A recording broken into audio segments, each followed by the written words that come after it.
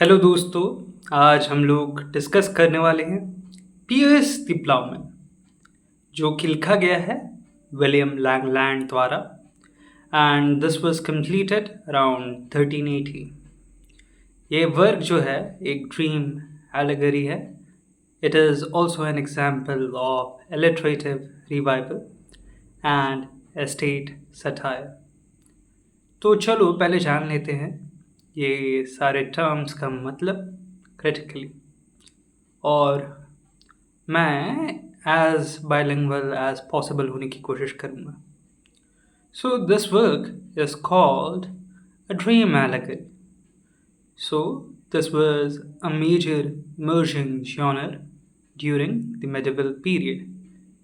In English literature, medieval period starts from 1066 after the Battle of Hastings and ends around 1500.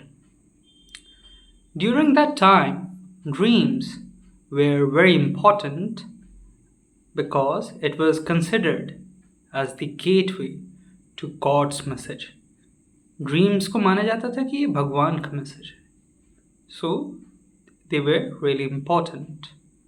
And the dream allegory used to follow the structure of story within a story.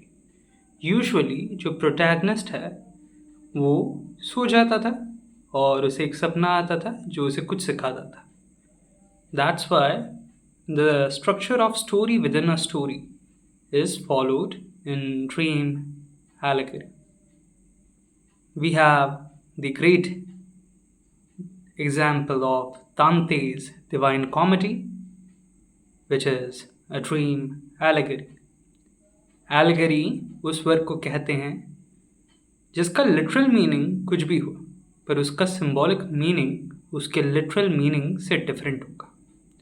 One thing in word, but another thing in reality is what allegory is all about. Now let's understand why it is called a great example of alliterative revival. Because this work uses alliteration, and this follows the Anglo-Saxon literature style. In Anglo-Saxon, we have the works which uses alliteration, uses strong rhyme, and in the medieval period, this style of writing was revived. So it is an example of alliterative revival. We have other works also like Pearl poems, the three Pearl poems, Pearl, Purity, Patience, which is using alliteration in their structure. We have Sir Gawain and the Green Knight. Sir Gawain and the Green Knight भी example है एक alliterative revival work का.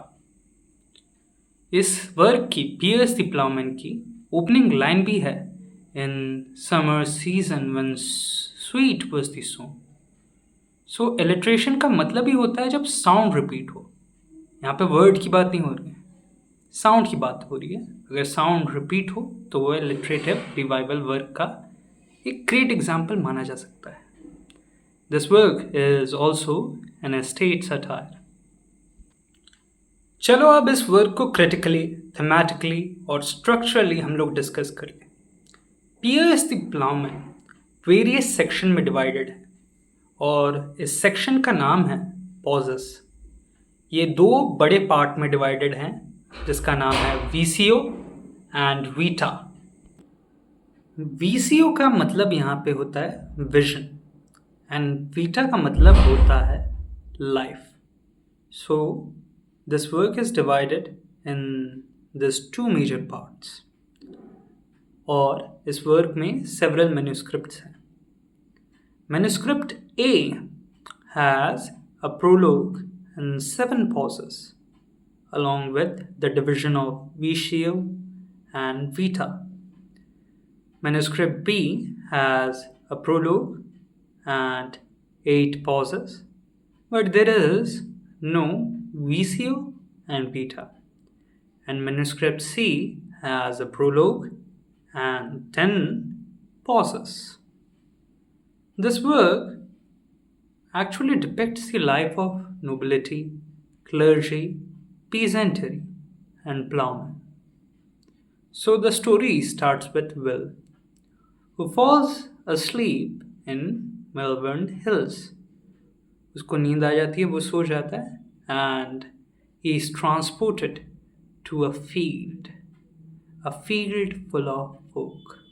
Famous lines from Piers the Plowman, a field full of folk.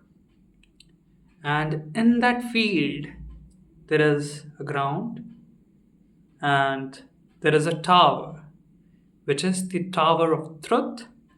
And on the other side of the field, there is a dungeon, which represents hell. And the people are within this field. They are neither at the top, neither at the tower, which represents truth, neither they are at the bottom in the hell, in the dungeon. And the story is centered upon mead. Mead represents bribery, illicit money, a person who takes illicit money, and she wants to marry falsehood. But the people of the church wants to stop her. So they ask consciousness to marry mead. But consciousness says that he will only marry mead if reason says so. Reason denies to marry mead in the end. So consciousness doesn't marry mead because reason denied that you shouldn't marry mead. And the king here is a good man, but the knight here represents worldliness, which is a complete contrast to what knight represents in Chaucer's Canterbury Tales, as knight in Canterbury Tales represents chivalry, honesty, but here in Piers the Plowman, knight represents worldliness. And the eponymous character, Piers the Plowman, here represents a Christ like figure. He is a plowman, a peasant, and he is married to Dame Work when it's time to. Weird name indeed, but he is married to her and he is the guiding light of the people in this world of falsity and deceit. The Christian symbol of truth, virtue, righteousness, mercy plays a major role in this work. They represent the daughter of gods.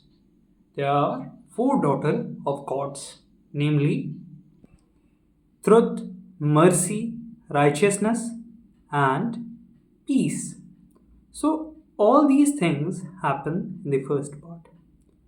Or second part, Vita mein, Will is searching for the Christian virtues, namely do well, do bet, do best, which means do well, do better, and do best. So that's how this work ends, and we will continue this project in the next video. Thank you.